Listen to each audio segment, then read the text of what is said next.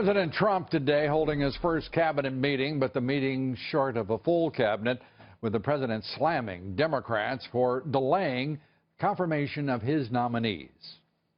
We have 4 empty seats, which is a terrible thing, because the Senate Democrats are continuing to obstruct the confirmation of our nominees for the Department of Labor, the Department of Agriculture, the Director of National Intelligence, and the United States Trade Representative, somebody I want very badly.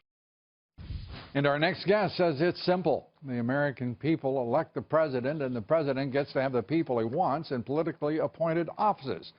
Joining us tonight, former Speaker of the House, 2012 presidential candidate, Newt Gingrich. Newt, great to have you here. Let me start with... It's good to be with you. It is simple, but Chuck Schumer is making it very complicated. Do you have a silver bullet that the president could employ here? Look, I mean, I think Republicans and people who are concerned ought to say Schumer's adopting a strategy that says weaken America to strengthen the Democrats. And that's what he's doing. He's weakening America. He has deliberately, maliciously slowed everything down, making it harder for the elected president of the United States to take control of government. And the best case study is the Director of National Intelligence, who is, in fact, a former senator, Dan Coates from Indiana, a terrific guy.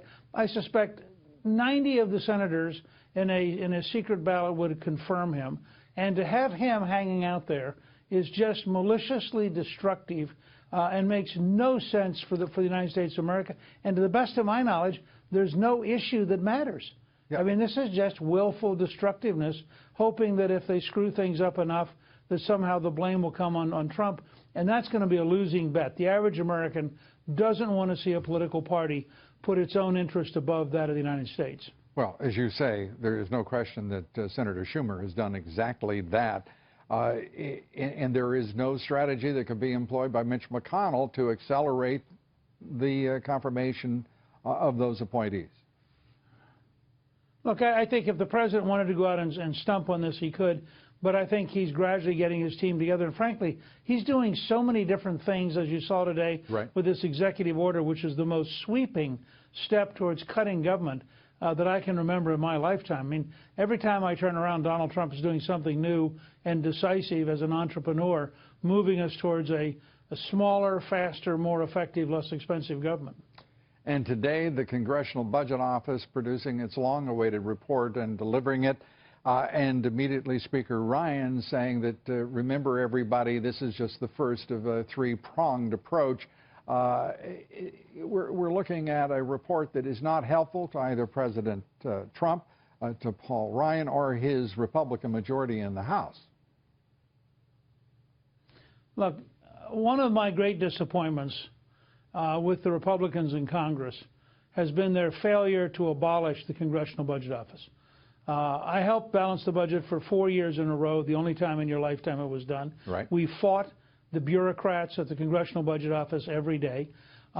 They brought in the architect of Obamacare to be their advisor when they scored Obamacare. Their score was wildly, I think, corrupt, dishonest, misleading, not defensible at all. And if you go back and look at the record, you'd say to yourself, any private sector institution that was this wrong would be fired. They'd be abolished. So I have no respect for the Congressional Budget Office. I think Republicans should be clear. This is a dishonest bureaucratic organization. It should be abolished. Save the money. Hire outside professional firms. Get 3 to 5 scores on major bills.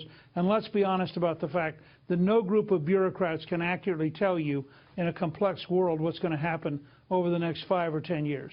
Yeah, I think that with the latter realization and acknowledgement, so much intellectually would be possible.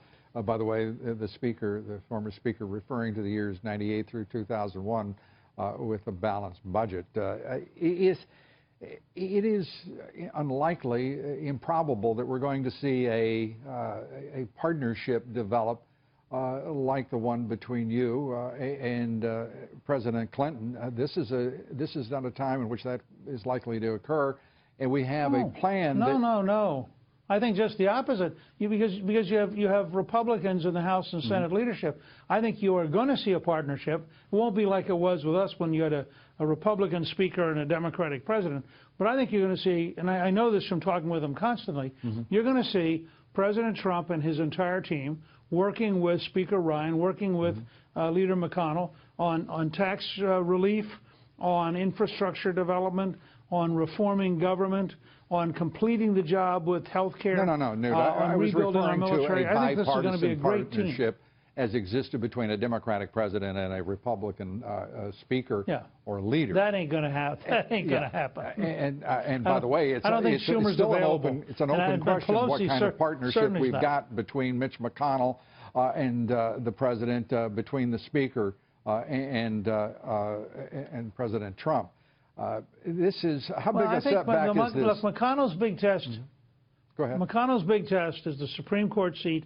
I think he's going to get Gorsuch not approved. That is an enormous step towards rebalancing the Supreme Court. All right. Now that we go to the matters of that very important tax reform legislation, the tax cuts, the very important Obamacare repeal and replacement legislation.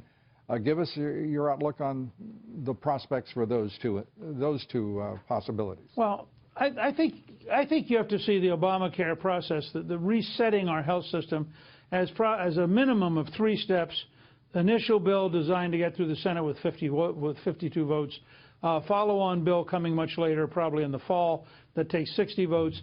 And in between, tremendous regulatory changes done by Dr. Price as Secretary of Health and Human Services. All of them are going to move us towards a more conservative, more free market, more decentralized and less expensive system. None of it thrills me. I mean, this is a mess, but it's the kind of mess you get in a free society when you're trying to do something big. Right. Tax cuts and tax reform, I think, are coming. I think they're going to be very, very helpful to the economy.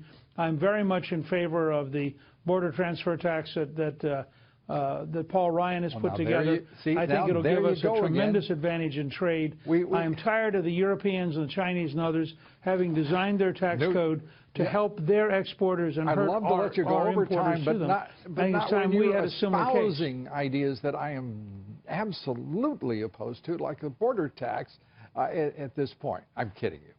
Well, I'm not kidding about being opposed to it.